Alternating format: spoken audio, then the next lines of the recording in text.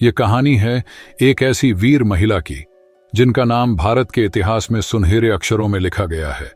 यह कहानी है रानी दुर्गावती की। यह कहानी शुरू होती है मध्य भारत के गोंडवाना राज्य से, एक विशाल और समृद्ध राज्य जहां रानी दुर्गावती राज करती थीं।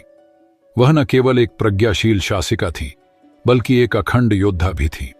उनके राज्य में हर कोई खुशहाल था, उनका शासन न्यायपूर्ण था और उनके राज्य की धरती पर शांति और समृद्धि का बोलबाला था। लेकिन एक दिन अचानक एक ऐसी भयंकर खबर आई जिसने रानी का संकल्प और साहस दोनों को परख डाला। रानी के महल में एक मंत्री दौड़ते हुए आए और कहा, महारानी, एक घातक खबर है। अब्दुल्ला खान, जो शेर शाह सूरी के सेनापति हैं, अपनी विशाल सेना के साथ हमारे राज्य की ओर बढ़ रहे हैं। वह गोंडवाना पर आक्रमण करने की योजना बना रहे हैं। यह कोई साधारण सूचना नहीं थी, यह केवल एक आक्रमण की खबर नहीं थी, यह एक गंभीर युद्ध की घोषणा थी।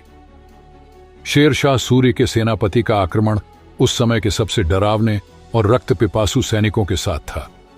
लेकिन रानी दुर्गावती का दिल डरा नहीं। उनके अंदर एक अडिग संकल्प और अलौकिक साहस था। उन्होंने तुरंत जवाब दिया, हमने कभी किसी के सामने घुटने नहीं टेके और न ही आज करेंगे। हम अपने राज्य, अपनी धरती और अपने सम्मान की रक्षा करेंगे। रानी ने तुरंत अपनी सेना को युद्ध के लिए तैयार किया। वह जानती थी कि दुश्मन की संख्या बहुत अधिक होगी, लेकिन उनकी रणनीति और साहस ही उनकी सबसे बड़ी ताकत थी। उन्होंने अपने सैनिकों को बताया, हमारे पास विकल्प नहीं है। हमें अपनी मातृभूमि की रक्षा के लिए अपनी जान की कीमत पर भी संघर्ष करना होगा। और फिर रानी दुर्गावती ने अपने रणकौशल और नेतृत्व का लोहा मंगवाया। युद्ध का दिन आया। रानी दुर्गावती अपने निडर सैनिकों के साथ मैदान में उतरी। सामने दुश्मन की विशाल सेना थी और रानी के पास केवल अपनी बहादुरी और रणनीति थी। उन्होंने अपनी सेना के साथ मिलकर दुश्मन पर ऐसी भारी चोट की शत्रु सेना चौंक गई। रानी ने अपनी तलवार से दुश्मनों को इस तरह काटा जैसे गुस्से की ज्वाला से किसी ने उन पर प्रहार किया हो। उनके घोड़े की तेजी और उनकी सेना का साहस देख दुश्मन के सैनिक डर के मारे भागने लगे। लेकिन युद्ध का रुख जल्द ही बदल गया। दुश्मन की सेना बहुत बड़ी थी और रानी की सेना धीरे धीरे कमजोर होने लगी।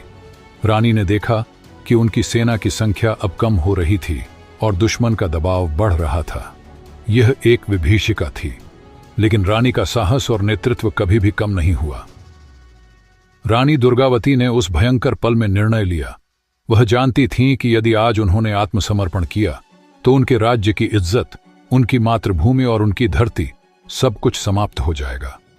रानी ने आत्मनिर्णय लिया, हम किसी के सामने न झुके हैं और न कभी झुकेंगे। हमारी आत्मा और हमारा सम्मान हमारे साथ रहेगा।